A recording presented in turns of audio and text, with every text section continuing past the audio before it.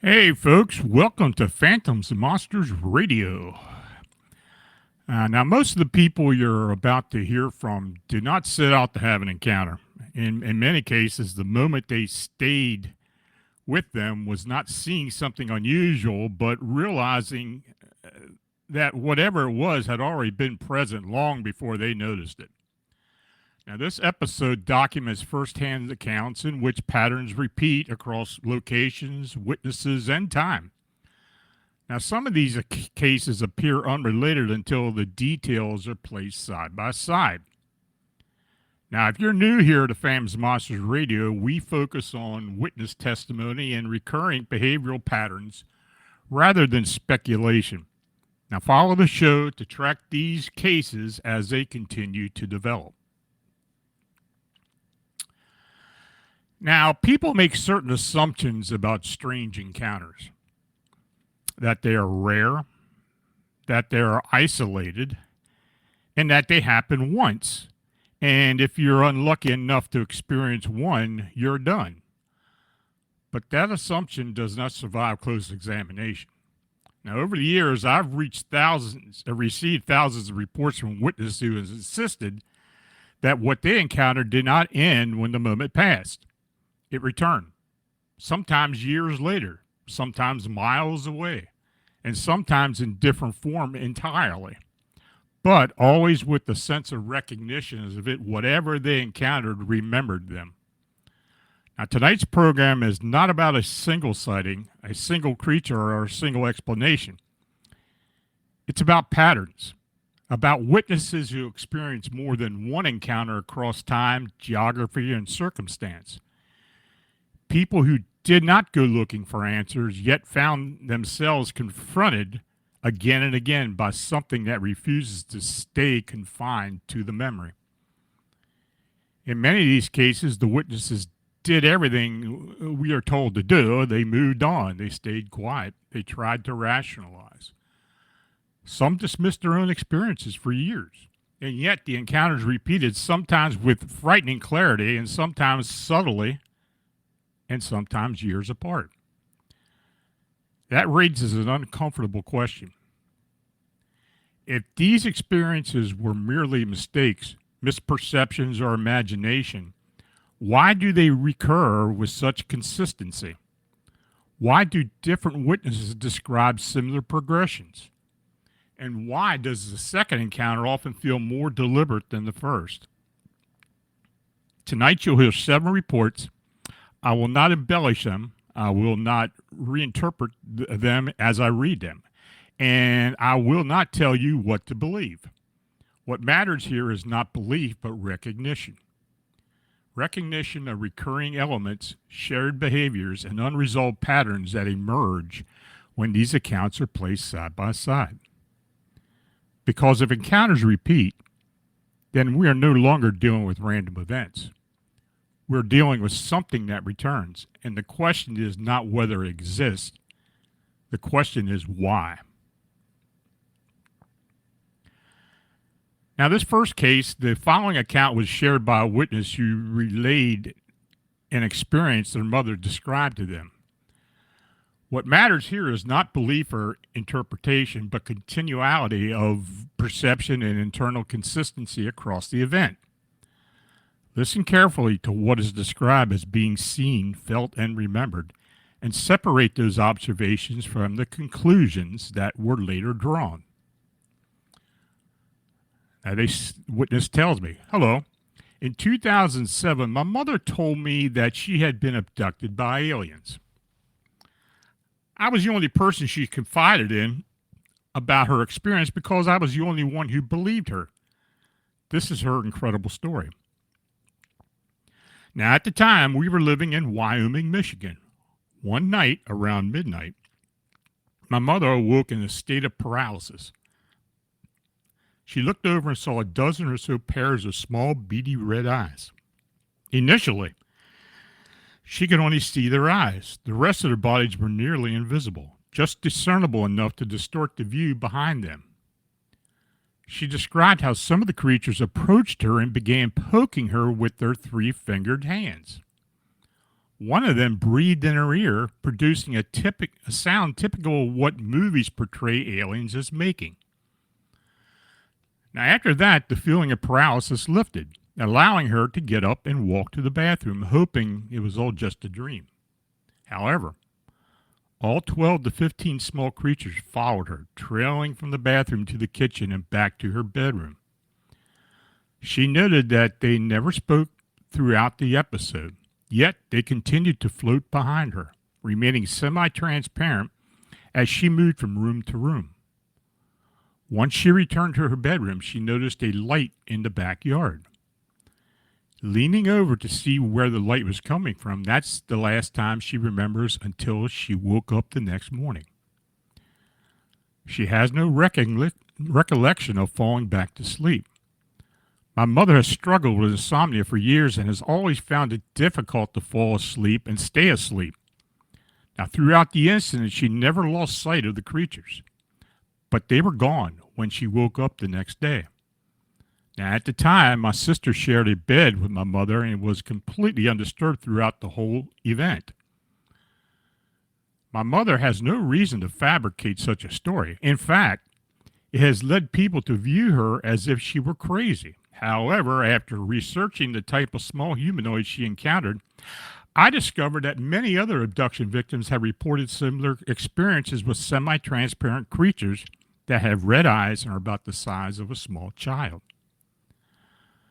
So let's define what we just heard without inflating it.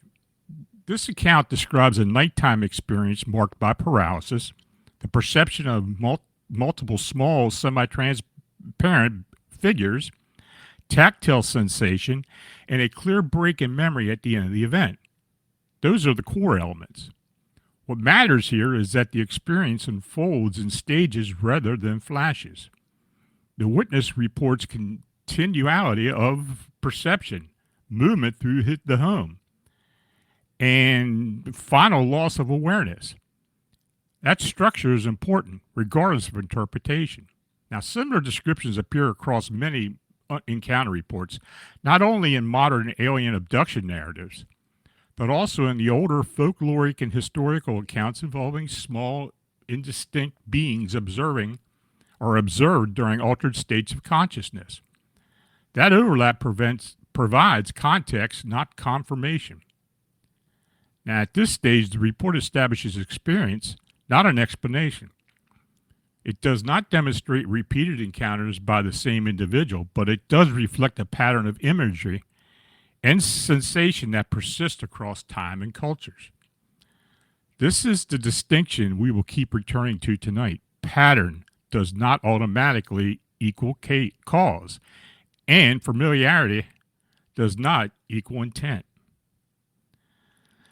Now, the following account involves a primary witness who reports two personal encounters separated by time and distance, along with additional encounters experienced by close family members in the same general region. Now, what we are examining here is not certainty or belief, but whether proximity, repetition, and shared geography suggest continuity or coincidence. But attention to locations, distances, behavior, and what is directly observed versus what is later concluded. Now, the primary witness recalls two personal encounters with a mysterious figure separated by roughly 10 years and several miles. The first encounter occurred in June at approximately 4 p.m. A freshly cut gas line across the rural roadway with a dirt mound constructed to block vehicle access. Sitting atop this mound approximately 50 to 75 yards from the road was a prominent black figure with its back turned. The witness described it as having broad shoulders, a large head, a visible neck, and a posture strongly reminiscent of a mountain gorilla. The figure appeared fully grown and motionless. Then the second encounter took place years later near a small creek at dusk, roughly 45 minutes before dark. While driving along the road, the witness looked toward a break in the trees and observed a massive gray Sasquatch standing approximately 12 feet tall. The creature was positioned sideways only 25 to 30 feet from the road, and its stillness was so complete that without direct eye contact, it could have easily been mistaken for a tree. The fur coloration resembled original real tree camouflage, primarily gray with darker striping. The witness suspected this individual might have been older than the first based on the change in coloration. This second sighting occurred approximately 6 miles from the first location. The witness also recounts his father's encounter in 1971 or 72. While driving, his father saw a dark-colored bipedal figure cross the road directly in front of his vehicle. The creature stood roughly 10 feet tall and crossed the road in 2 strides. It then ran across 100 feet of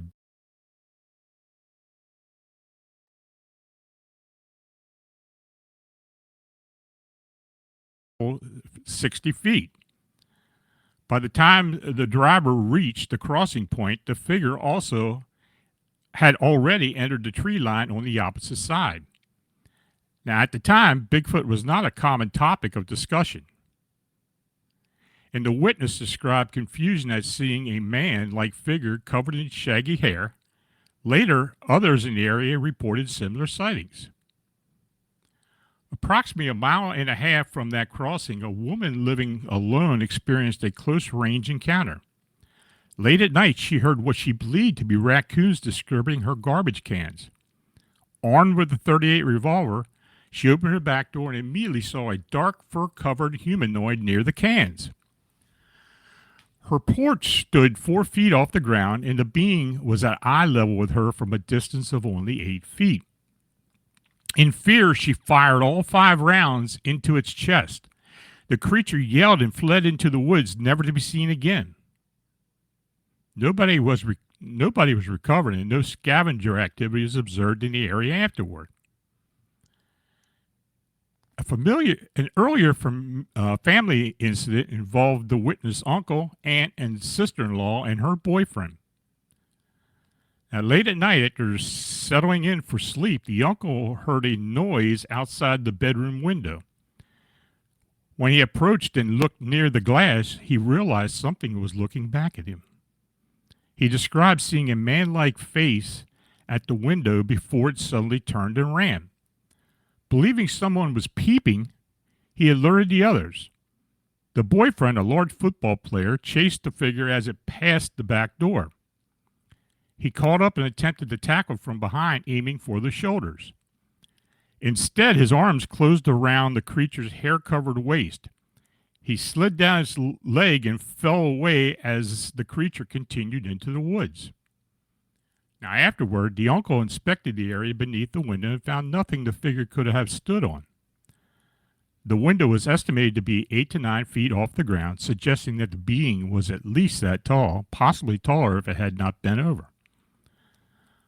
Now, a later unrelated incident involving another uncle provided a contrast. He heard a similar noise at his window and found a black bear standing upright and peering inside. While frightening, the family noted the apparent differences in behavior, proportions, and aftermath compared to the earlier encounters.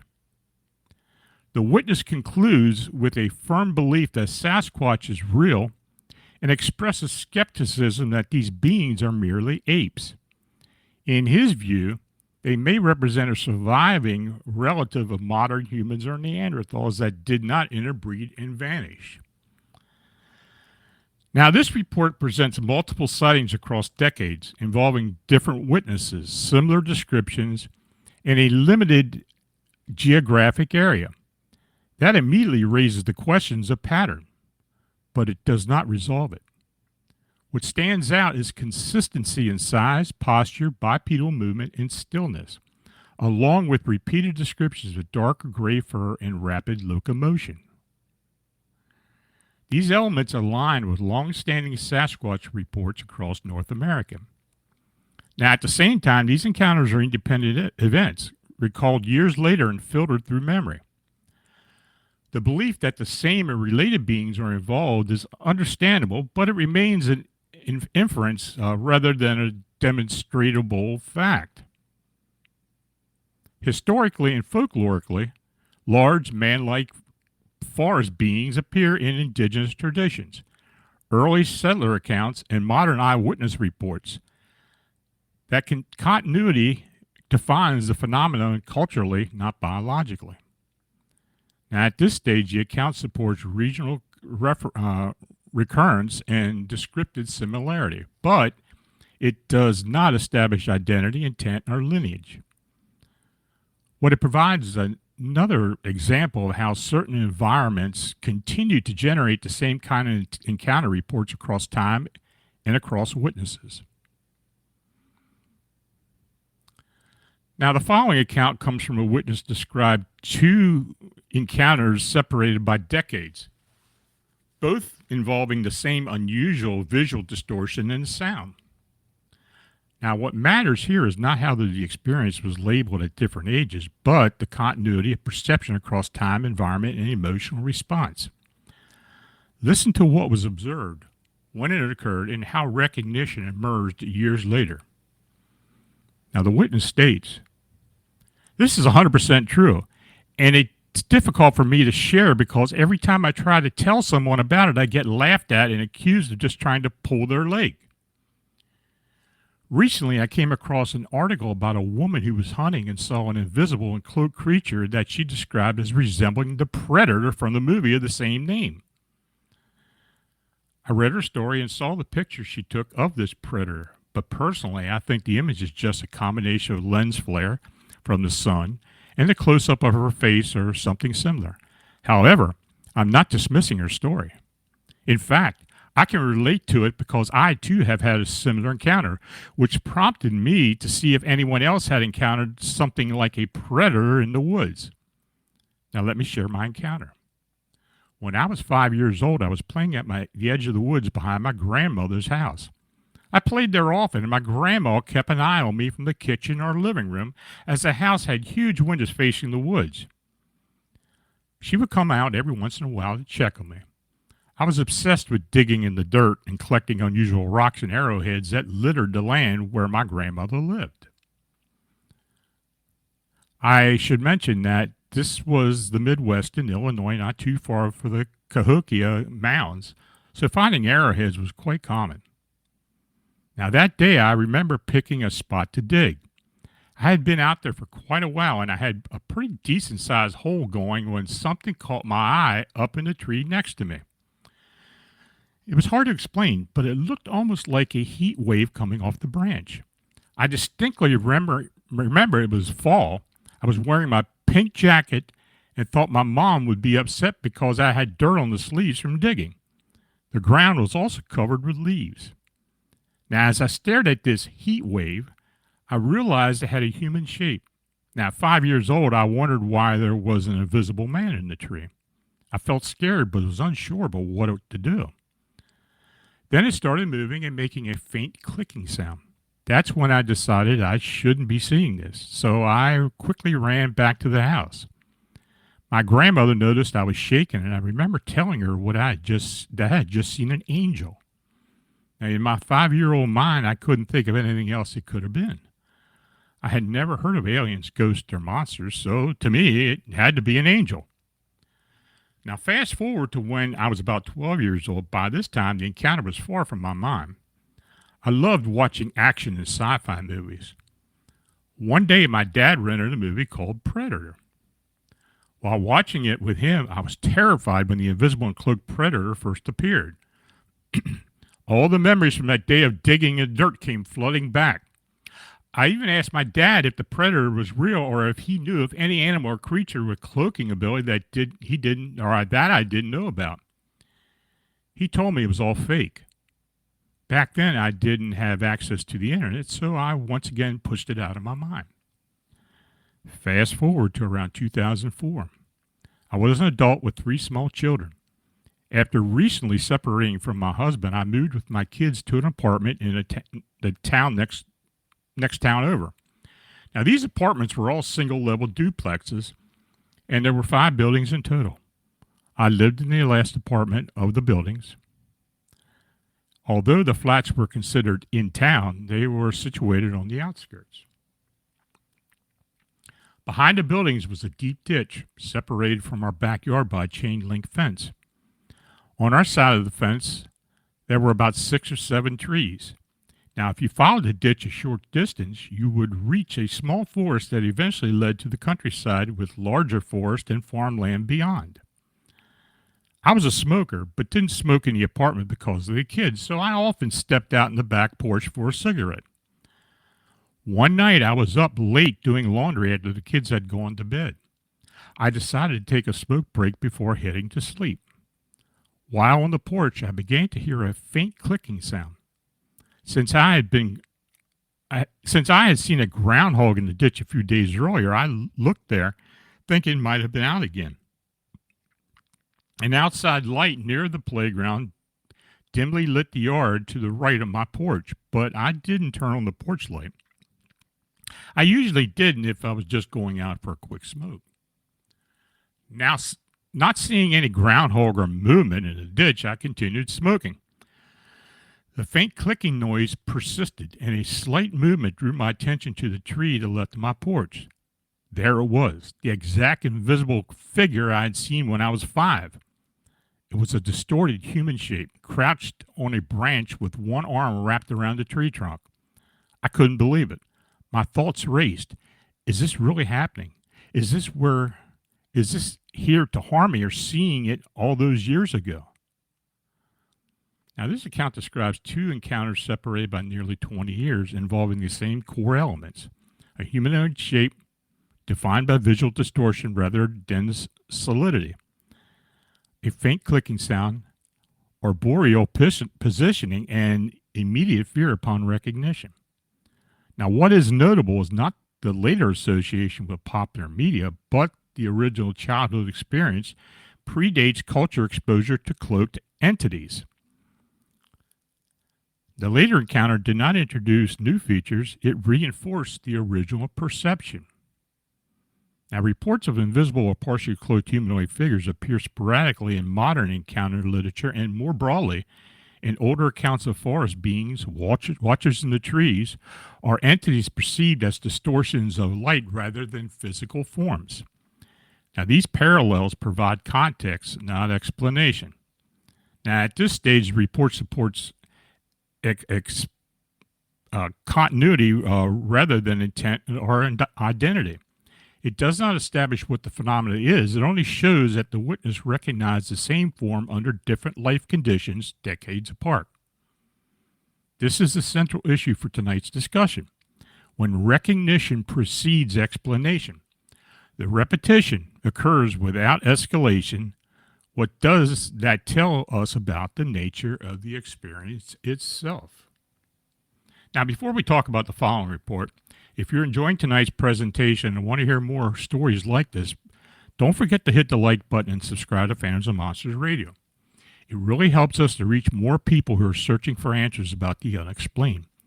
And make sure to click the notification bell so you won't miss any of our live shows. Now, the next case, the following account shifts from a single witness to a short-lived regional wave of reports. What we are examining here is not an isolated encounter, but how multiple descriptions, media coverage, and the geography intersect over a brief period of time. Listen for consistency, escalation, and how quickly interpretation enters the narrative. Now, in April of 1971, residents of Mobile, Alabama suburbs reported sightings of what they called the Wolf Woman, who was roaming the streets at night, particularly on Davis Avenue. Witnesses described the creature as having human upper body and a wolf's lower body with long hair flowing like a mane. It was said to run on all fours. Now, according to a report in the local newspaper, the Mobile Register, one witness described it as a woman and wolf, pretty and hairy. Some claim to have been chased and stalked by the wolf woman, even reporting seeing her wandering around properties. The Mobile Register even included an illustration in one of its articles. Although no one was injured, law enforcement in the newspaper took the report seriously after receiving up to 50 calls detailing sightings. Now, after 10 days of reported encounters, the creature mysteriously disappeared. There is always a possibility that these sightings were fabricated. One person might claim to have seen something unusual, and then hysteria could ensue, or attention-seeking individuals might exaggerate the events. However, what intrigues me is what the first person actually saw. To me, seeing a wolf woman is distinctly different from spotting a big old mountain lion. Though it seems unlikely, there is a theory that the wolf woman could have been a feral woman. The case of the Lobo Wolf Girl or of Devil's River is a documented incident of a feral child, and we know feral kids have existed throughout history. One additional point that stands out is the date and the location of the sightings. Mobile is a port city on Alabama's panhandle, on the Gulf of Mexico, not far from Pensacola, Florida. This incident did not occur in the rugged backhills of Appalachia. While there may be stereotypes suggesting that everyone south of Kentucky is a hillbilly, I seriously doubt that the residents of Mobile in 1970 fit that description. Now, this case involves multiple reports concentrated in the specific area over a short duration, with descriptions that are similar but not identical. Now, that combination raises two competing possibilities: recurrence of the real stimulus or amplification through attention and expectation. Now, what stands out is the hybrid description. Witnesses did not describe a known animal acting strangely, but rather a figure with mixed human and animal traits with an upright posture combined with quadrupedal movement. That type of description appears repeatedly in historical encounter waves, regardless of culture or region. Now, historically and folklorically, wolf-like humanoids appear in European werewolf traditions, feral human legends, and modern accounts of upright canines. These parallels help define how such experiences are interpreted once they enter the public awareness. They do not establish what was actually present on Mobile streets. Now, from an investigative standpoint, the short lifespan of the sightings, the lack of physical evidence, and the absence of injury suggests a phenomenon that burned out rather than evolved. Whether the initial trigger was misidentification, an unusual individual, or something else entirely cannot be determined from the record. Now, what this case contributes to tonight's theme is not proof of a returning entity, but an example of how encounter narratives can propagate rapidly once shared, creating a temporary pattern that feels real to those involved even when its origin remains unclear. Now, in the following account is secondhand, relayed through a witness recalling a conversation with a coworker. Now, what we are examining here is not personal observation, but how shared sightings, time period, and reported corroboration factors into a broader pattern. Listen for what is claimed to have been seen, how many people were reportedly present, and where certainty gives way to recognition. Hello, Mr. Strickler. I'm a big fan. I'm reaching out to share something I previously communicated to Linda Moulton Howe unfortunately I didn't follow up with her at the time. Now, my mom used to be a switchboard operator at what was once the Hotel Dixie, later renamed the Hotel Carter, located in Midtown Manhattan. I occasionally accompanied her on the weekends when she went to work, and while she worked, I entertained myself by reading books, often choosing dinosaurs as my favorite subject. Now, during that time, I had a fascinating conversation with a maintenance worker whose name might have been Vito or Vincent. I can't remember exactly. He shared a story about riding down a highway in Long Beach, New York. Now, as he drove with the beach and water to his right, he looked up and saw what he initially thought was a large kite. To his amazement, it turned out to be a large prehistoric flying reptile, possibly a pterodon. What shocked him even more was the other people stopped their cars to observe this creature as well. The pterodon seemed curious about the onlookers, hovering in the wind current as they watched. The maintenance worker regretted not having a camera, while some other drivers did manage to take pictures of the sighting. After a short time, the pterodon lost interest in the observers and glided away, lazily flapping its wings 2 to 3 times before disappearing from sight.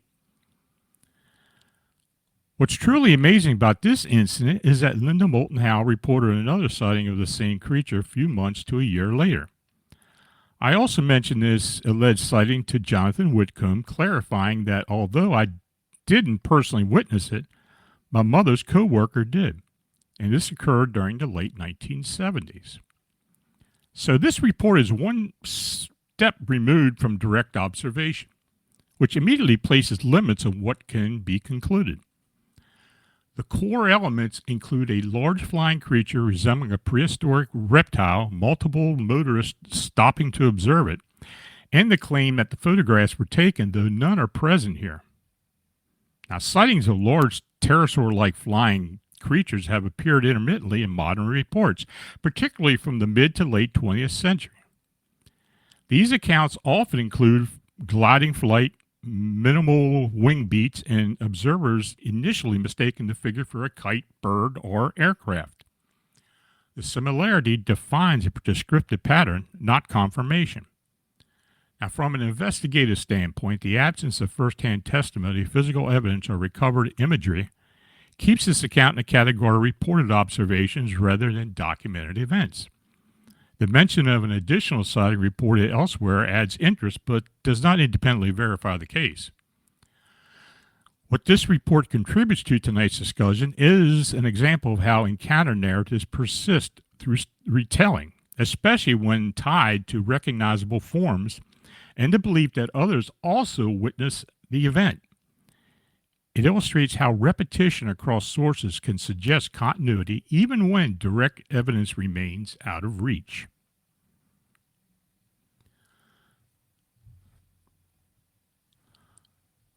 So the following account dates to the early 20th century and describes a series of reports rather than a single encounter.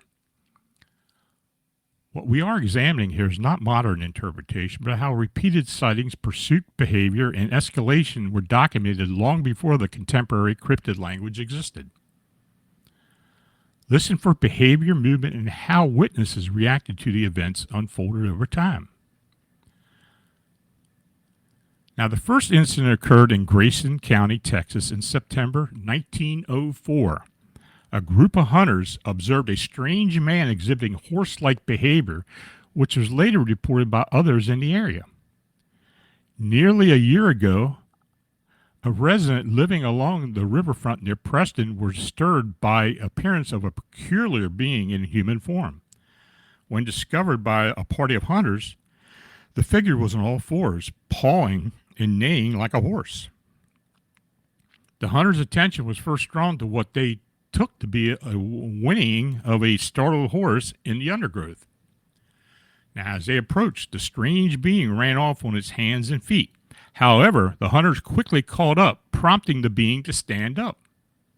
It then sprinted a short distance to the river, plunging it headlong from the high bank into the water and swimming to the other side. Upon reaching the opposite bank, it stood up and shook itself like a horse just out of a bath, and let out what could be described as a horse-like laugh before running off into the woods. Now, months later, the being was again seen under similar circumstances, this time west of Woodville on the other side, or the Indian side.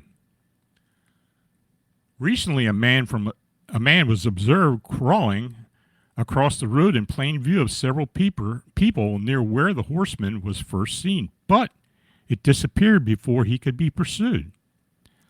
Since last Sunday, residents near Cobert, 10 miles east of Preston, have been searching for a strangely behaving man who crawled like a snake. When pursued, he jumped to his feet and outruns even the fastest horses. Witnesses who chased him on foot claimed they shot at him from close range, but the bullets appeared to have no effect, even if they struck him. As of last evening, children reported seeing the crawling man near the Varner place, 6 miles from Cobert. A phone message from Cobert this afternoon confirmed previous reports from Durant about the excitement in the area and the gathering of several groups of pursuit. However, public interest was waned somewhat because some who were present when shots were fired reported that the peculiar being vanished amid the smoke of the gunpowder, despite being in an open and very close. Now, at the Varner place, he crawled into the hen house. A dead chicken was found in the field, bitten at the neck, with signs indicating that blood had been drawn.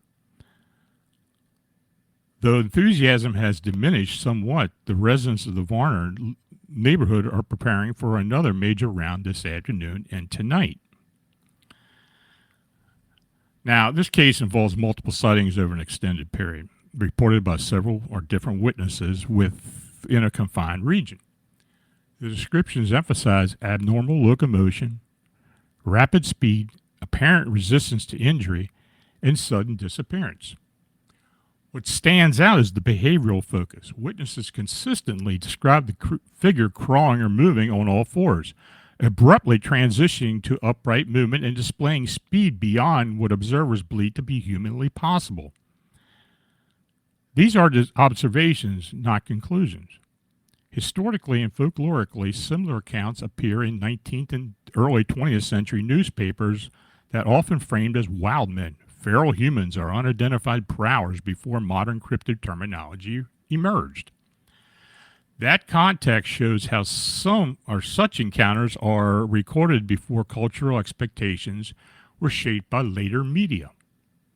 Now, from an investigative standpoint, the lack of physical capture, contradictory pursuit outcomes, and gradual loss of public interest suggests a phenomenon that generated alarm through repetition but resisted resolution. Whether the case was an unusual individual, exaggeration over time, or something else entirely cannot be determined from the reports alone. What this incident contributes to tonight's theme is the early example of recurring encounters that create continuity through repetition, even when identity, origin, and the explanation remain unresolved. Now, in this last case, the following account involves a single witness describing a complex experience that spans an initial incident, later attempts at verification, and subsequent personal and emotional consequences. Now, what we are examining here is not interpretation or belief, but continuity across memory, location, physical sensation, and later discovery.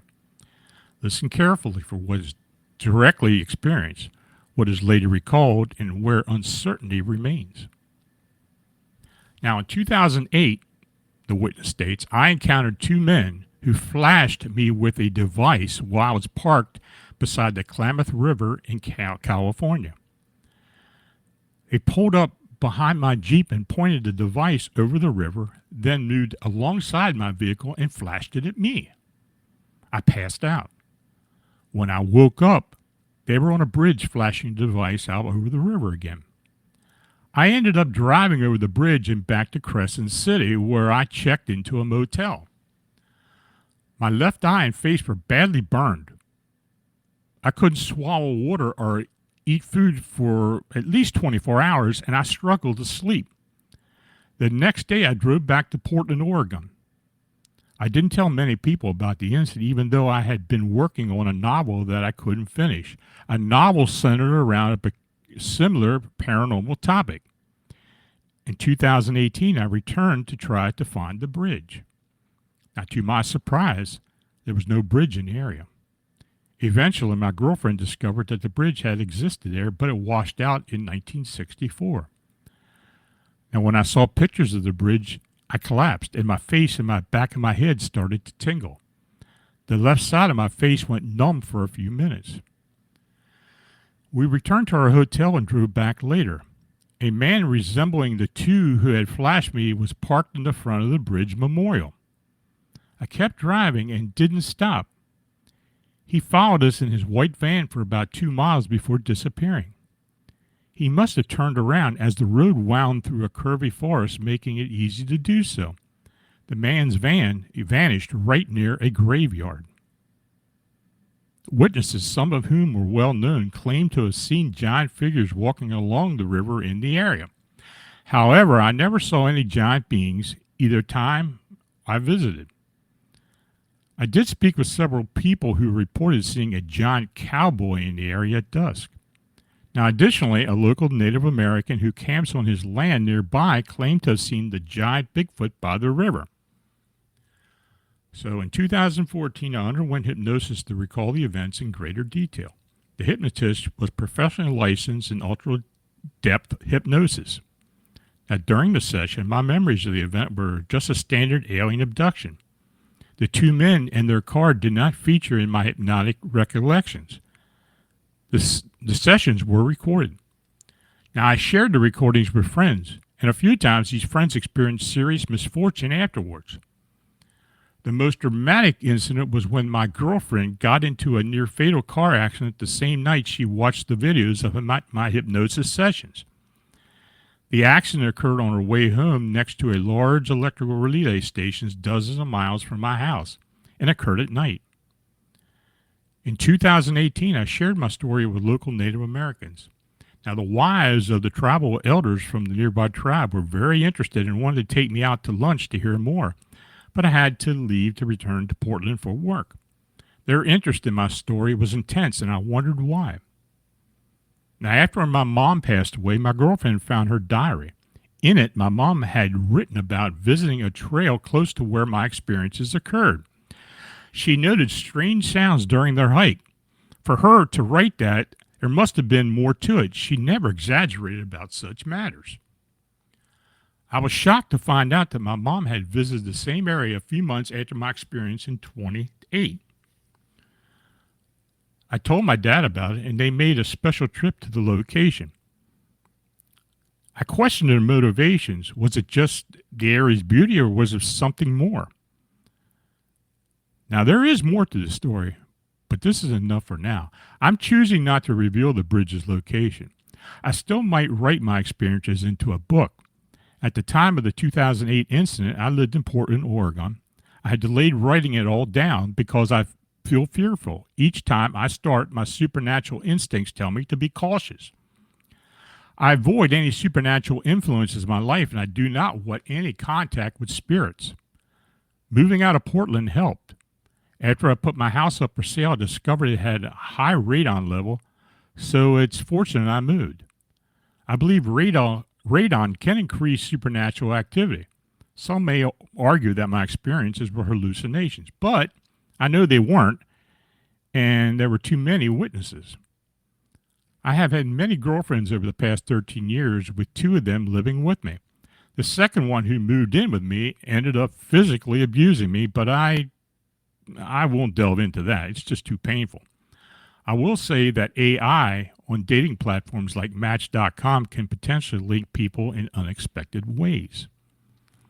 When I told my girlfriend on the second date that I had been gaslit, it seemed to attract her as a mark. I'm not one for self-pity, which is why I won't go into detail about the other girlfriend who lived at the house. She claimed to see ghosts, and she wanted me to move. She was right about that, but she also was very dangerous. I found out she was collecting $1,000 per month for mental disability from the state of Oregon. I never figured out she had been committed, but I suspect she may have been. Now, this account combines a primary incident with long-term after effects, including physical symptoms, memory gaps, later investigative efforts, and perceived follow-up events. The core experience centers on loss of consciousness, injury, disorientation, and difficulty reconciling location and time.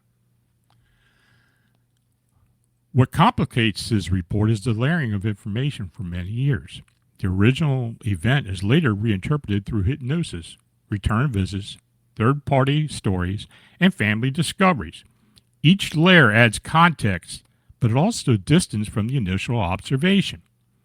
Now, historically, similar cases often merge personal experience with location-based lore, reported pursuit of surveillance, and subsequent misfortune.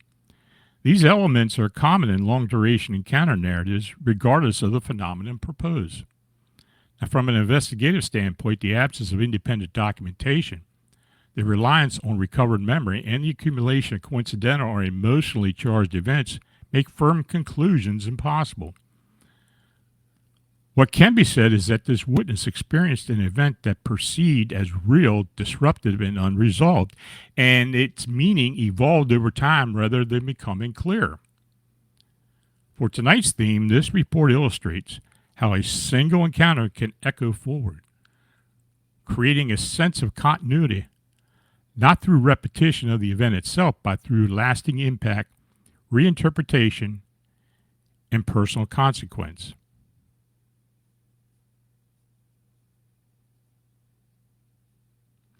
So, folks, that's it. If you have questions, please, we'll start the Q&A, and type your questions in all caps, please.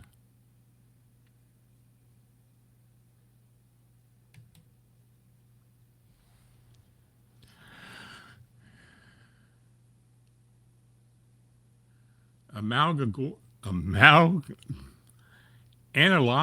oracle. That's hard for me to read. Hi, have you heard of an odd ice cream trucks that were spotted cruising neighborhoods between midnight and 3 a.m.? If so, what are your thoughts on it? Appreciate all your work. I have never heard that, or I just don't recall it. But apart from ice cream trucks, I've heard other incidents with the same type of context. I guess it does happen. I don't know. That's an interesting one. If you have context to it or something else, if you want to send it to me and let me, kind of explain it a little more and where it was going on at, let me know.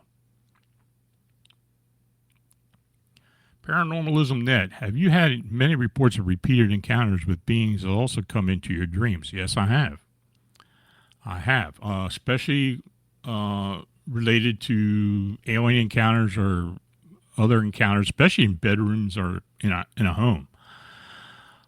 Now, it's hard to distinguish if that's something that's just memory that pops up in a dream, which it very well could.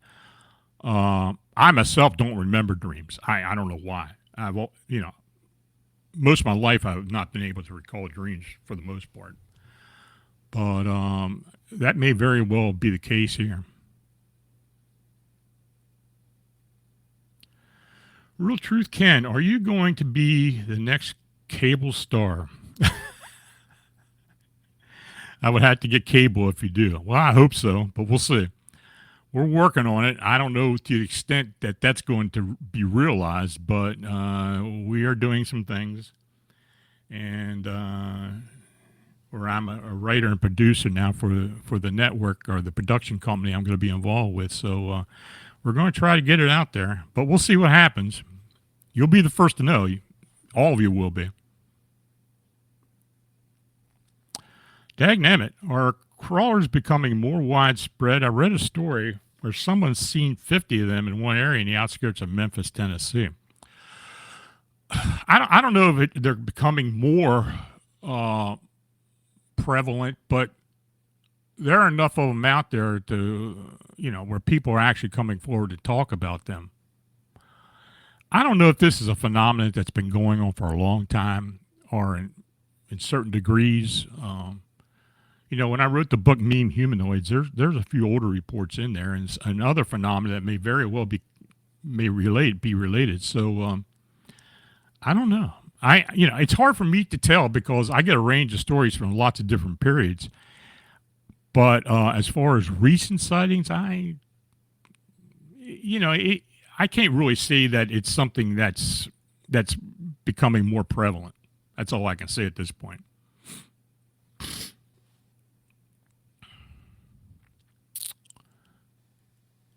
Anything else?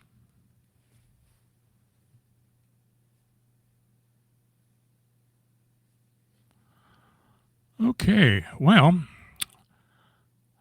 people here in the Midwest and East are getting nailed with a snowstorm now and especially later this weekend. So I want you all to be safe, stay aware, and always keep looking into the unexplained. Now, Wednesday night, the 28th, we've got an Ask Lon episode on, it's a Wednesday night at 9 o'clock p.m.